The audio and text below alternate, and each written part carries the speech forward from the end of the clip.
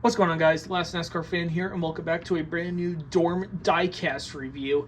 And this diecast that we're going to be going into today is going to be a car from a driver that you'll find the different version. You'll find the ARCA version a lot more common on such secondhand sites such as eBay and Mercari, but you're going to find his other car to be very difficult to find, and it will cost you a little bit of money.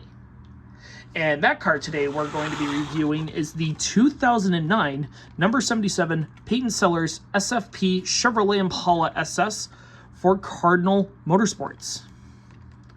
As I stated before, the other version that I was talking about is the ARCA car. That is the 47 Giggaloo promo.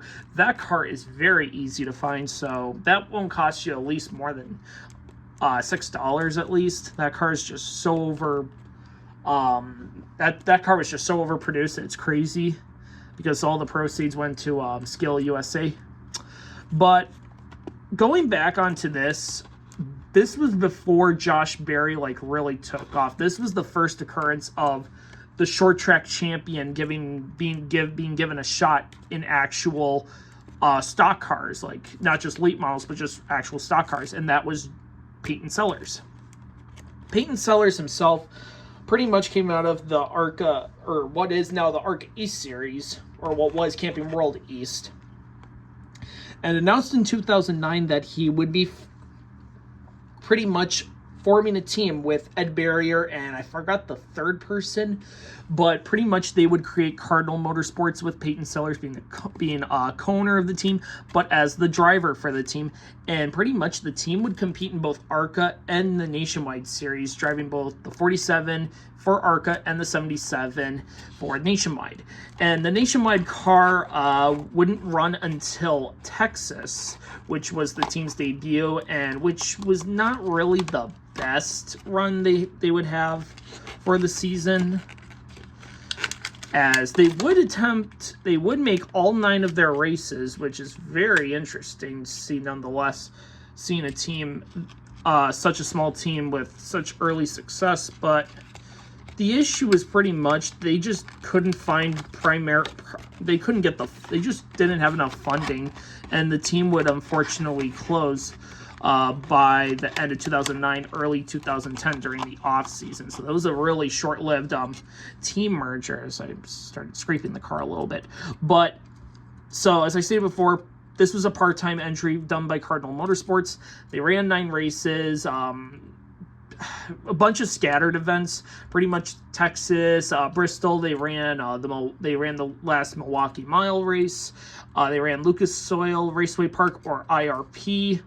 But yeah, this is a very hard to find car itself. You can go for around, you could say $30 to around $50. There is a listing on Mercari right now, one for $75. If you just maybe like it or send an offer, you could probably get it for a little bit cheaper.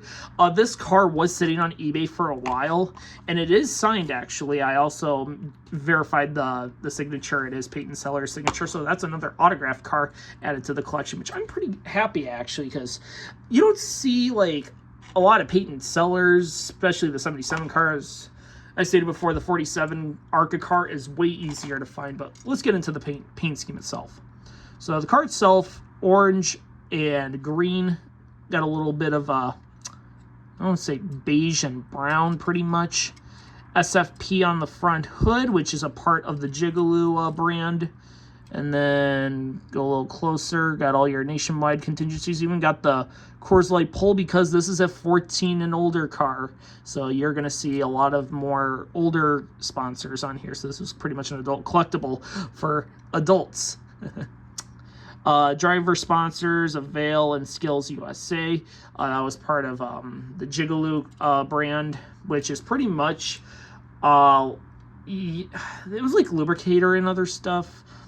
Giggaloo made a bunch of stuff. It was a bunch of car stuff for taking care of your car.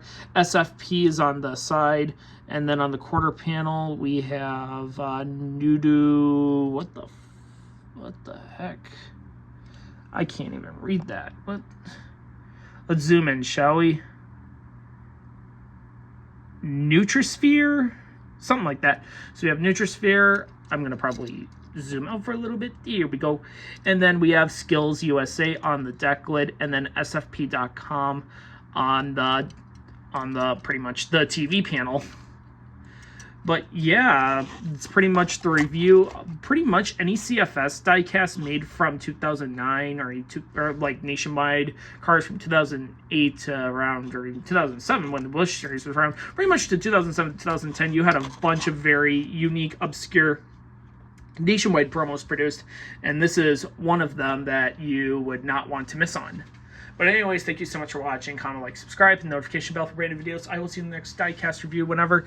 Take care, everyone. Have a good one. Keep on collecting.